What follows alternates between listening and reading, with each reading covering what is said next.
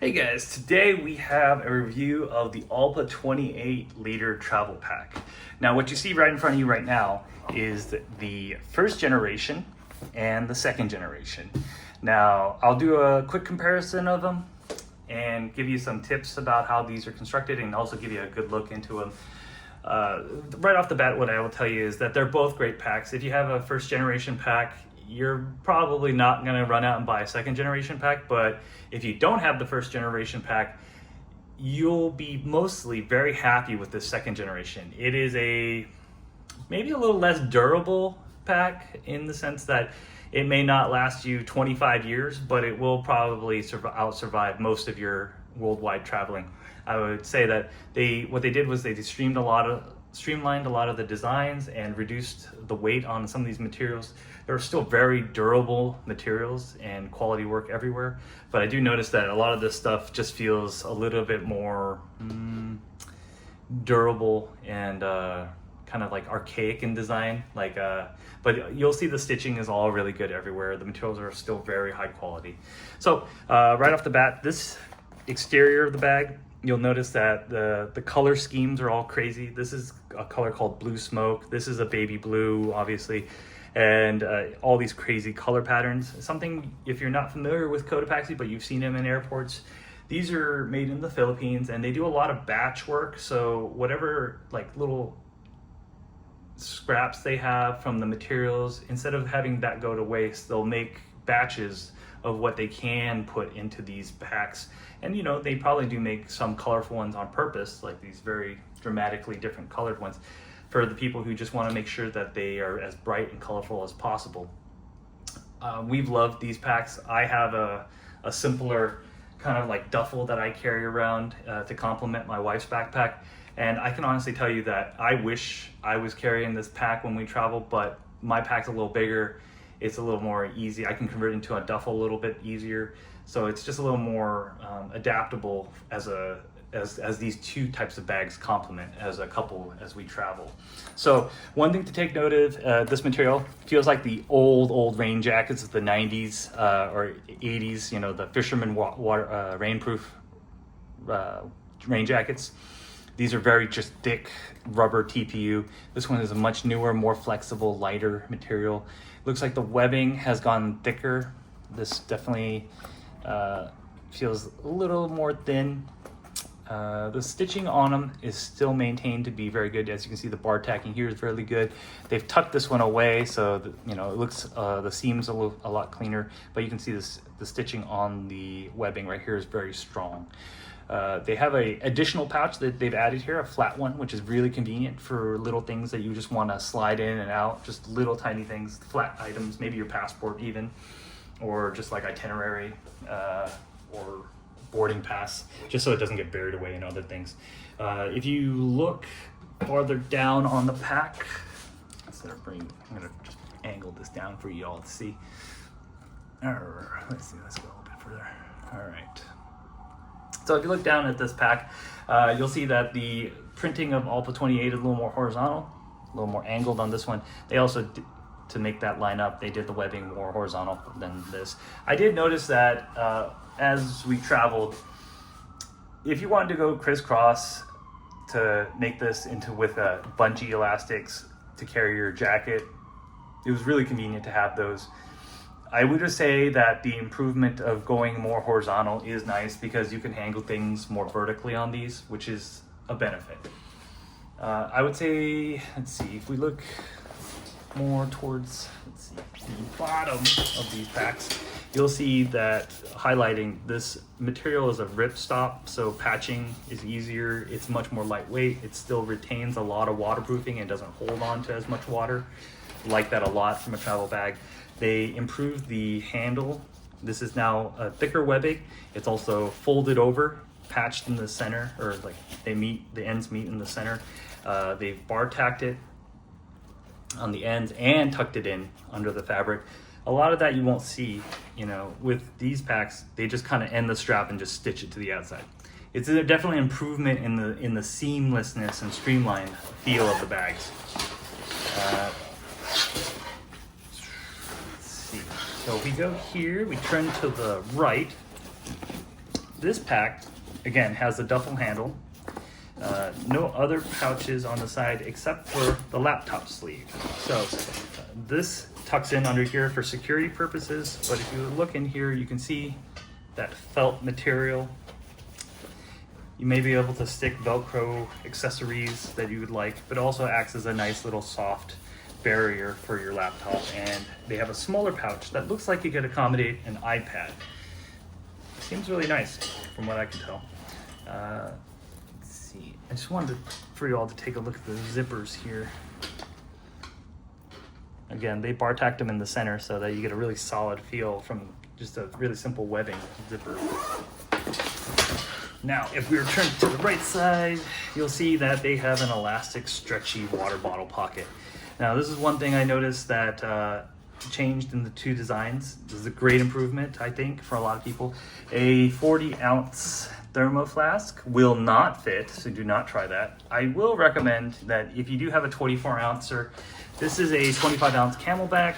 The hydro flask and the thermo flask, they will fit in here as well. Not as well, though.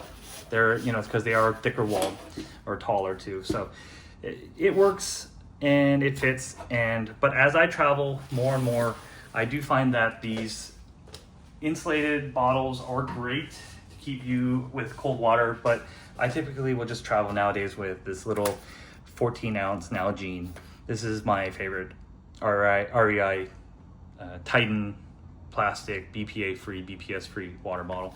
It slides in super easy to carry, you know. So if I'm flying, it's a little bit of extra water for me. If we're traveling in hot weather, I can carry this with me with my day pack really easily. This is my favorite water bottle. I do highly recommend that. I'll put a link down into the description as well.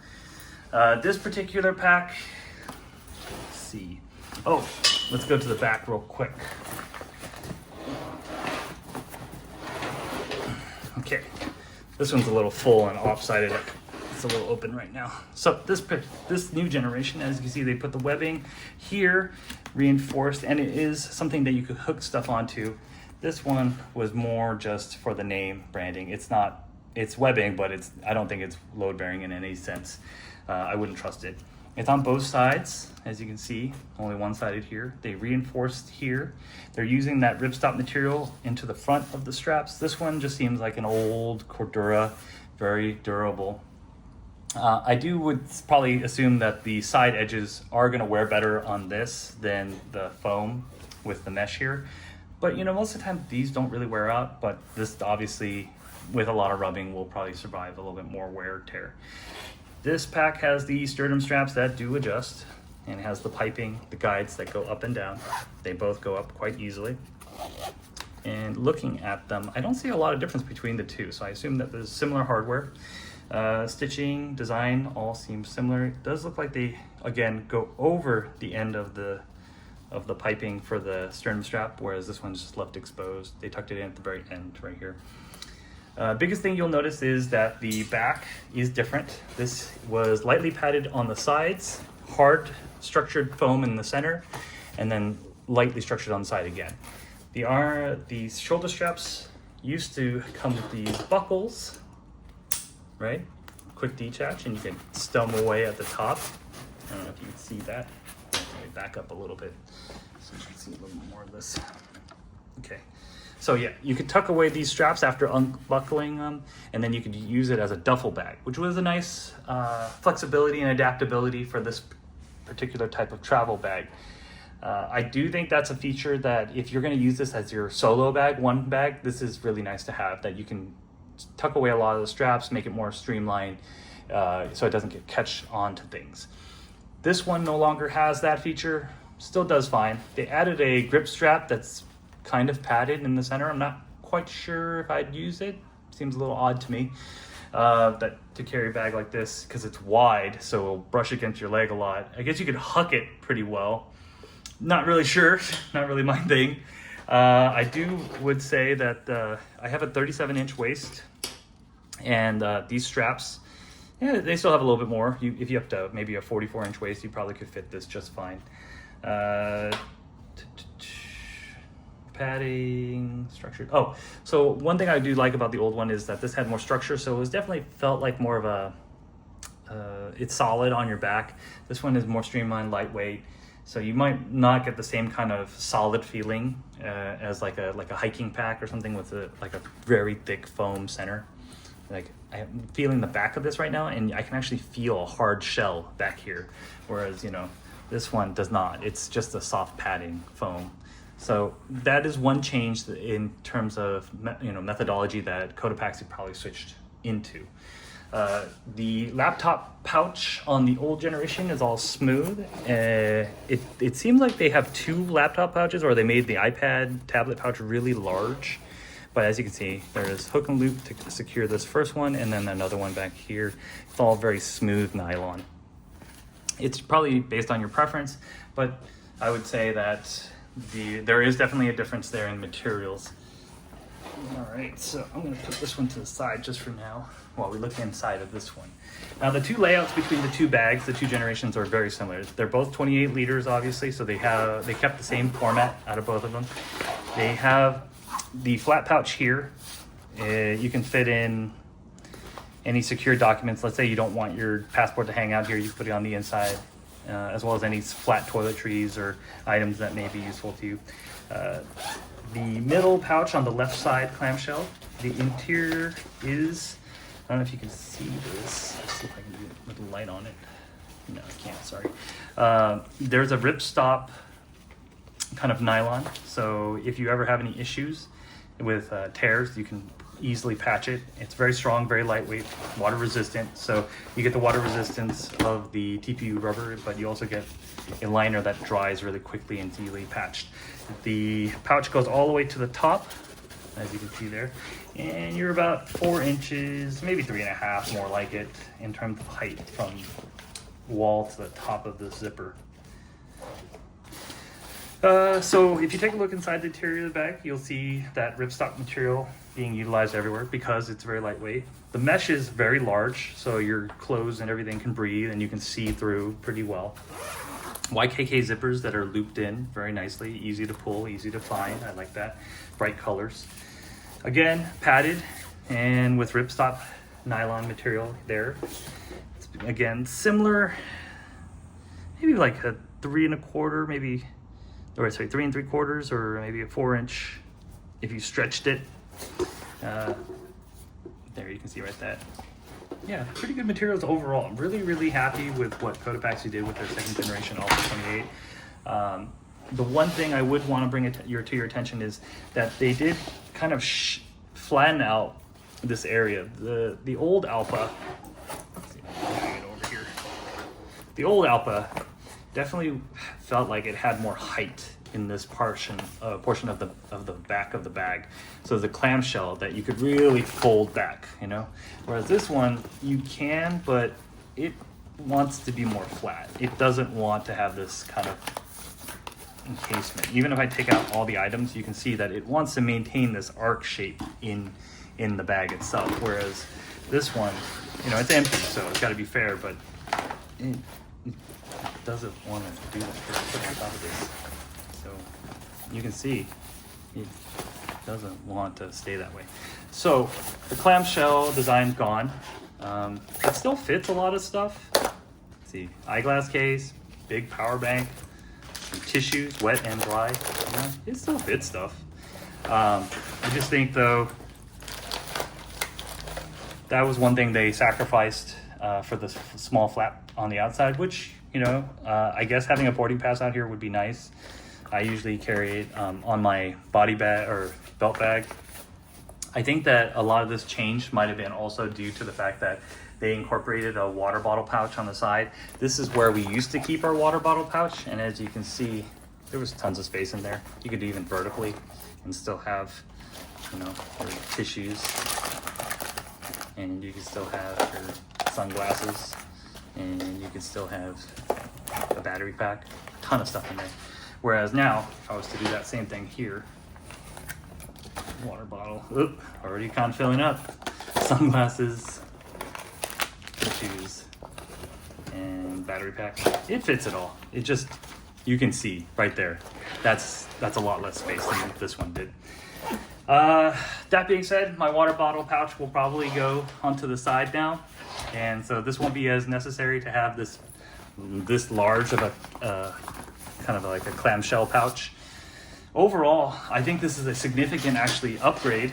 I do wish that they maybe kept this the way it was, but other than that, this is a really nice, versatile backpack. I think that they went the right way by streamlining it and making it lighter. I think that the old backpack, it's a warhorse, that's what I would call it, but it's not the best backpack for day trips.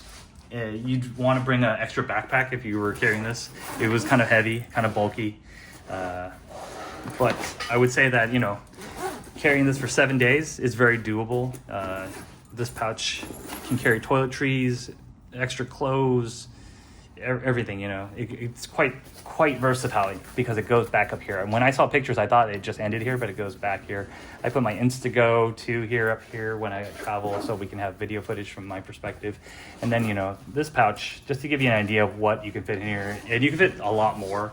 I usually jam underwear and socks on the side, but you know, like this is kind of what I would wear in like 60-degree weather. I got a t-shirt, a long sleeve hoodie t-shirt, a hooded cutoff sleeve shirt, my Thai fisherman pants, a thin hoodie, thermal knit, pretty warm for what its size is, underwear, pajamas, linen shorts, a shirt jacket layer, linen pants.